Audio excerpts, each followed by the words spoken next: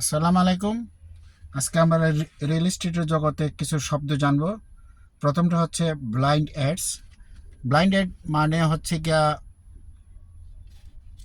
আপনি যে ব্রোকারটা যে থাকবে তার নাম, তার অ্যাডভার্টাইজমেন্টে থাকতে হবে এবং সেলস পার্সনেরও ব্রোকারের নামটা থাকতে হবে। এটা হচ্ছে ব্লাইন্ড অ্যাড। আর একটা হচ্ছে কমিংলিং। কমিংলিং মানে হচ্ছে গিয়া মিশ্রণ।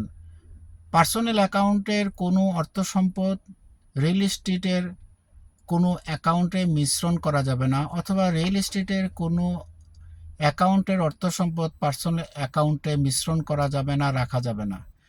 পার্সোনাল কোনো টাকা পয়সাও রিয়েল এস্টেটের অ্যাকাউন্টে রাখা যাবে না। সেই রিয়েল এস্টেটের অ্যাকাউন্টের নাম হচ্ছে স্ক্রু অ্যাকাউন্ট।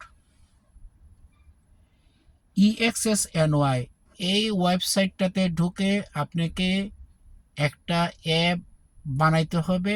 অটোমেটিকলি সেই অ্যাপটা দেওয়া আছে। ওই অ্যাপের মাধ্যমে ডসের সাথে বিস্তারিত যোগাযোগ রক্ষা করবেন। Screw account.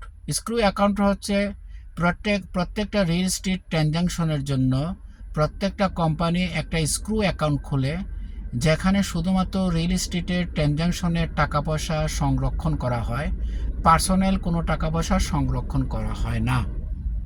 এই ছিল আজকের। Bye, thanks.